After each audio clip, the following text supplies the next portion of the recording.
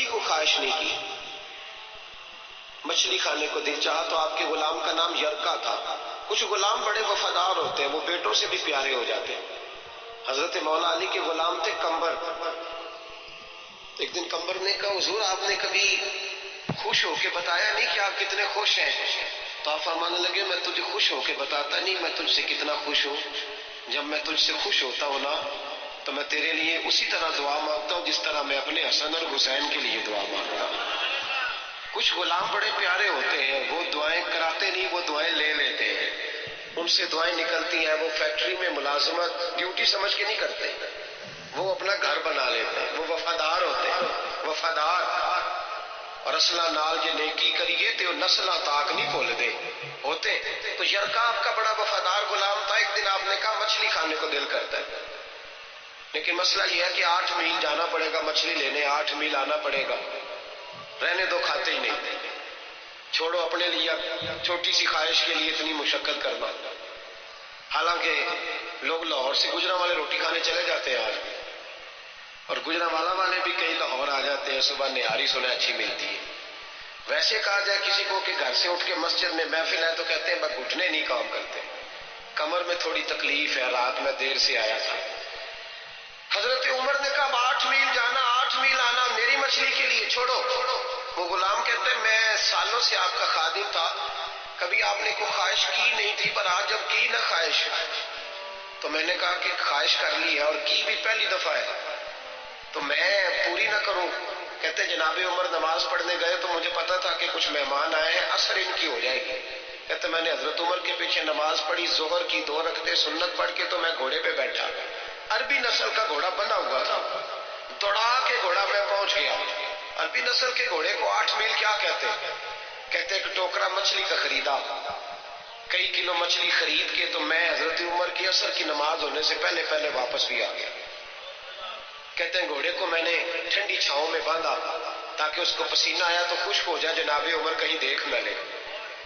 کہتے ہیں وہ اس کو پسینہ خشک ہو گیا، جب میں اس کے قریب گیا تو گرد و غبار، وہ پسینہ خشک ہوا تو جو مٹی کیچڑ تھا وہ خشک ہو گیا، تو میں نے کہا حضرت عمر تو پھر دیکھ لیں گے۔ کہتے میں فٹافٹ گھوڑے کو کنویں پہ لے گیا، میں نے اسے غسل کرایا اچھی طرح، جب گھوڑے کو غسل کرایا پھر لا کے چھاؤں میں باندھا۔ ہماری خواہشیں ہوتی ہیں تو کیا حال ہوتا ہے، لیکن یہ خواہش پوری کر کے ڈر رہے، ضمیر زندہ ہے نا، اندر کے روح ختم ہو چکے۔ فرماتے ہیں کہ جب عصر کی نماز پڑھ کے حضرت عمر آئے، میں نے بھی نماز ان کے پیچھے پڑھی، گھر آئے تو میں نے کہا حضور اللہ نے آپ کی خواہش پوری کر دی ہے، مچھلی کا بندوبست ہو گیا ہے، بس تھوڑی دیر میں پکا کے پیش کرتا ہوں۔ کہتے میں نے یہ لفظ کہے تو جناب عمر اٹھے اور گھوڑے کے پاس چلے گئے، گھوڑے کی پشت پہ ہاتھ پھیرا، اس کی ٹانگوں پہ ہاتھ پھیرا، پھر حضرت عمر گھوڑے کے کانوں کے پاس گئے تو اس کا ایک کان اوپر اٹھایا تو کہنے لگے یرکا ادھر آ یار۔ کہ میں قریب آیا تو کہنے لگے تو نے سارا گھوڑا دھو ڈالا ہے پر کانوں کے پیچھے سے پسینہ خشک کرنا تجھے یاد ہی نہیں رہا،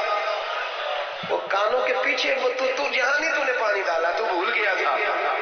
اور پھر حضرت عمر گھٹنوں کے بل زمین پہ بیٹھ گئے، کہنے لگے او یار یرکا ادھر آ، تیری وفا میں شک کوئی نہیں پر میں کوئی زیادہ نیک آدمی نہیں ہوں، میں کوئی زیادہ پرہیزگار نہیں ہوں، میں تو دعائیں مانگتا ہوں میری نیکیاں بدیاں برابر کر کے اللہ مجھے معاف کر دے، میں نے کوئی زیادہ تقویٰ نہیں اختیار کیا۔ یار ایک بات بتا، اگر یہ گھوڑا قیامت کے دن اللہ کی بارگاہ میں کہے کہ یا اللہ عمر نے اپنی ایک خواہش پوری کرنے کے لیے مجھے 16 میل کا سفر کرایا، اے اللہ میں جانور تھا، بے زبان تھا، یہ میری غلطی تھی، 16 میل کا سفر ایک خواہش پوری کرنے کے لیے، تو یرکا تو بتا